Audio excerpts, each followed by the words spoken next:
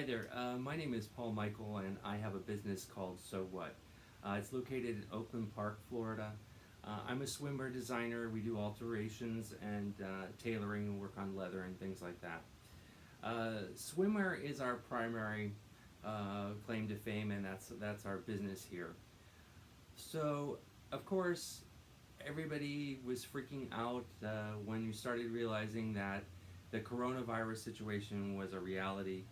Um, if you were in the sewing business or you knew people who sewed, people were all getting involved with the idea of making masks. That idea came to me even before they had started talking about it because I was like, I don't know what it is I'm going to make. People do not need swimsuits in a crisis such as this. Um, Obviously, I'm partial to working with stretch fabrics and because it's my forte, but I really like them.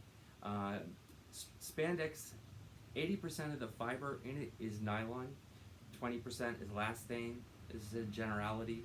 The advantage of this is because nylon is really antimicrobial in a lot of respects. Um, it's easy to clean. It dries very quickly. Uh, it doesn't really wick fabric moisture in a way. It kind of repels it. So I thought that there were some qualities to it that were kind of being ignored by the CDC, or they'd already tested it and I don't know anything because I'm a tailor and I'm a fashion designer. I'm not a doctor. But the idea was to make something as a protective layer when in public, something you could be able to wear in a long period of time that would be comfortable, and have the filtration. Their standard is what the N95, 95% is what they're trying to do for medical. So we're working on trying to somehow get to this point. So we went and I started with the first models is where they first came out, and my first one was just a single layer. I had played with the idea for how am I going to get this to work, and so I literally pinned things out so I could get a shape, and it went behind the ears, and you're very familiar with this behind the ear thing. I don't like behind the ears because I'm one of those guys who has big ears and have been made fun of all my life. So if anything pulls my ears forward, it's like, oh, it's not a good idea. It's not going to happen for me. And also, I started like going, well, what is with this?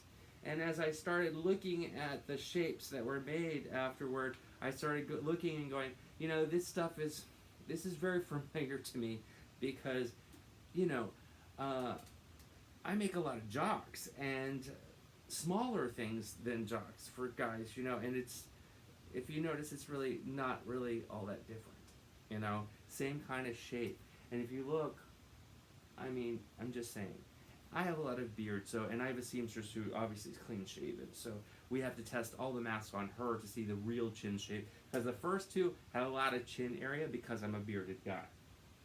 So the first model came out, and it was the single layer, and I was able to combine uh, things so that we could just simply, cover the face. And this is the one I had on the first ad pictures. If you saw the masks on Etsy, this was the first model. There's room in here for me to be able to breathe. It's really close. There's still tiny, tiny, but I don't have metal pins in here. We may look at that for a future, but I am really pretty pleased with the comfort. And it sits on the top of the head and pulls everything in, and I'm very happy with this model. But if you put it on Veronica, for example, I noticed that it was just a little bit too big.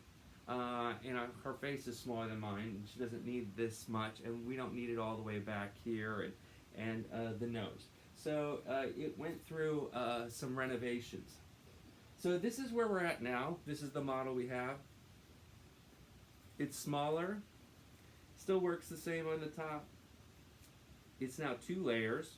I decided the one model in the middle I worked with using spandex.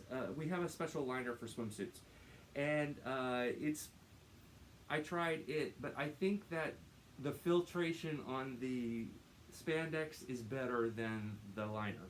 I think the liner would let more things through, and I can't test for these things because this is not a lab. This is a seamstress studio, and we sew here. So, long story short, this is where we are now. This is Gen 2. I have decided that I'm going to go on with a third generation, and so I've ordered a foam liner that's going to go between the two layers of the mask to continue to add filtration in here so that we can, get as close to that 95